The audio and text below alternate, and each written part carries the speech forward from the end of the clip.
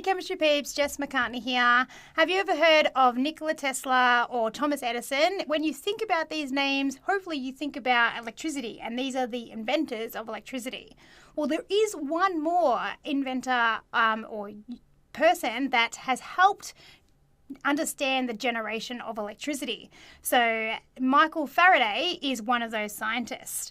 He was the first person to invent an electrical generator, and he was able to use his knowledge of decomposition and chemical conversion to electrical energy and be able to use his laws to be able to identify how much electricity passes through a particular amount of solution. And we're going to look at these laws today.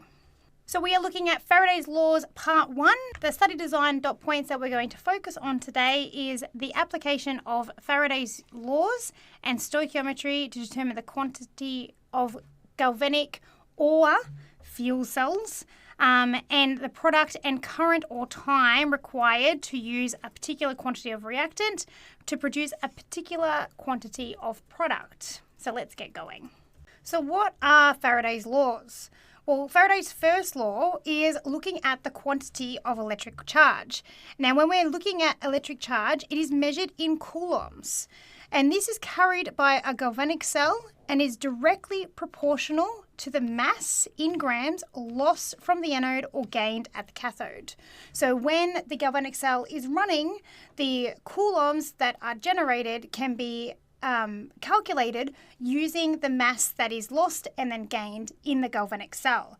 And you can see that this graph is showing how proportional this coulombs calculation is to the mass that's lost and gained. Faraday's second law is looking at giving the starting amount of the anode, the number of moles of electrons produced by the galvanic cell is proportional to the coefficient of electrons in the balanced half equation. So what does that mean? Well, it's looking at how much electrons are produced, and this is proportional to the electric charge that's being generated. So if we're looking at 1 electron reduces 1 silver, and 2 and 3, this will then change how much electricity is passing through the particular galvanic cell. So when we're looking at galvanic cells, we are now able to use Faraday's laws to be able to calculate the electrical charge being passed through the galvanic cells. So there are a couple of formulas that we're going to look at today. The first one is the quantity of electric charge, and that's this one here, where Q is equal to I times T. Q is the quantity of electric charge in coulombs. I is the current in amps, and T is the time in seconds. Now be very careful of the units here, especially the time, because lots of questions will give it to you in minutes and you do need to do a conversion. A few things you need to consider is that the formula Q is provided in the VCE data book, not to be confused with Q equals VIT. It is different, all right? So please make sure you're using the right formula. And this is because the unit of current is equivalent to coulombs per second, hence the units cancel out correctly. That's why we have to use that particular formula. So please make sure you're using the right one. Another key component of the calculations in Faraday's constant is the Faraday's constant, and this is found in the data book also. And this represents the charge on 1 mole of electrons in Faraday's second law. So we can use this theory to be able to have a different formula to calculate the Q, or to use the Q to calculate the number of mole and therefore the mass that's produced. So it's starting to go into that stoichiometry aspect of our calculations. So using this formula, the number of mole of electrons, and that's looking at the coefficients that are in front of your formulas, is equal to the Q in coulombs, which is stated here, and Faraday's constant, which is 96,500. And this constant is found in your data book. So let's have a go at an example. We have an iron-silver galvanic cell operating for 20 minutes. So first of all, you can see straight away that we have it in minutes and not seconds. So that is a conversion we're going to have to do. The weight of the anode decreased by 0.6 grams. So we have a mass here, a decreasing mass. What was the average amp meter reading in amps for the time the cell was connected? All right, so let's go through the steps on what we need to do here. So the first thing we need to do is determine the oxidation half equation. We need to look at the electrochemical series to be able to do this and figure out which one is lower on the electrochemical series, the iron or the silver. So you can see that the iron will undergo oxidation as it's lower on the electrochemical series, and that would be the half equation as written from the electrochemical series. Now we can get into our calculations. So the first thing we need to do is calculate the number of mole of the anode that's been lost or been consumed.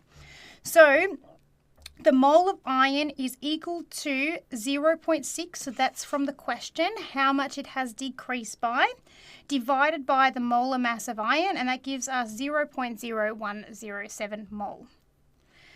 Then we're going to use our stoichiometric ratio here. What we're trying to find is the mole of electrons. So this is just using our equation that we have here and using our normal stoichiometry steps to find the unknown over known. Now, our unknown in this case is the electrons. So the electrons, there is a 2 in front, so that is a 2, and the known is the iron, and so that is a 1. So our ratio is 2. The mole of electrons is equal to 2, which is the ratio that we have here, times by the mole that we calculated in the previous step. So the mole of electrons is 0.0214 mole. The next step is to calculate the total charge using our formula, because that's what we need to be able to calculate the amps in the last step. So we are going to make Q the subject, rearrange the formula to make Q the subject. We have the mole of electrons, that's in this part of the question, and we have Faraday's constant, that's in our data book.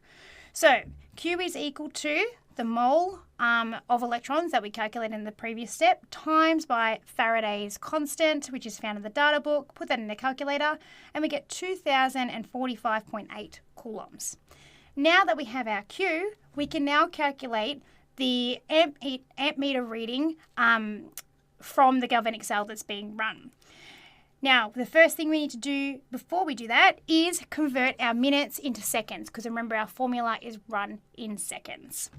So the time is 20 times 60 seconds, and that gives us 1200 seconds. Now that we have that, we can put it all into the formula that we have. So this formula Q equals IT.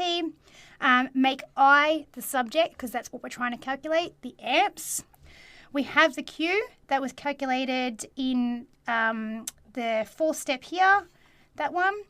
And we have the time in seconds. Put that in our calculator and we get 1.7 amps. Now this is quite a big question, quite a lot of calculations, lots of working out. So how is it broken down? So it's broken down by this. So the first mark goes to calculating the number of mole consumed at the anode. So that is using the mass that's given to us in the question, the molar mass of iron, and working that out. Calculate the number of mole of electrons. That's using the ratio and understanding the stoichiometric ratio there and timesing it by 2. Calculating the total charge carried, so making Q your subject and finding out the coulombs. And then the last part is calculating the amps. So 4 marks in total, 1 mark for each of those steps. So what are the things that we can calculate using Faraday's laws in fuel cells? So like galvanic cells, stoichiometry and Faraday's laws can be used to calculate various quantities in fuel cells.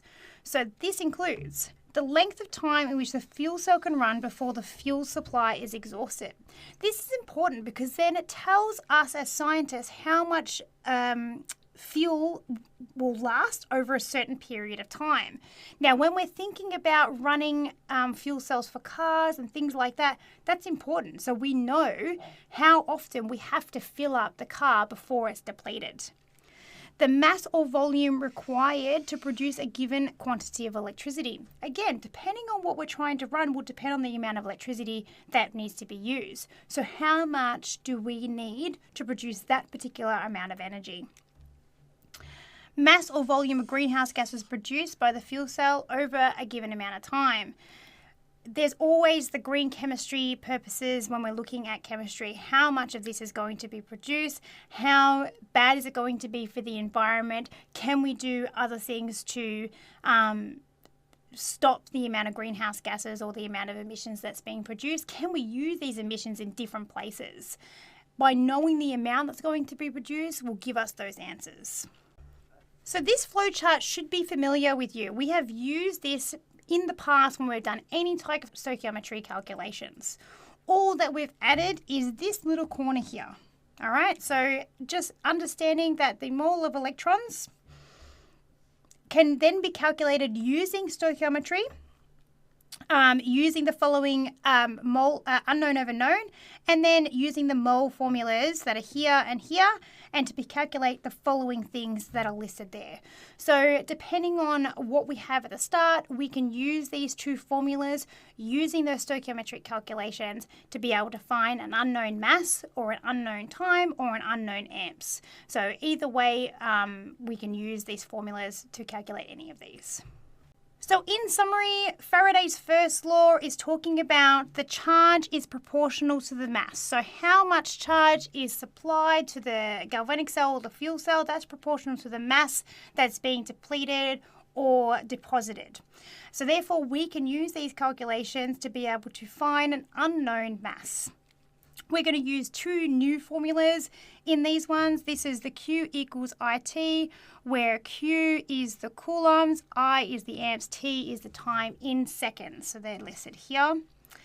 For Faraday's second law, it's talking about the mole being proportional, and this goes back to us being able to calculate that unknown quantity. So the unknown quantity being the mole of electrons.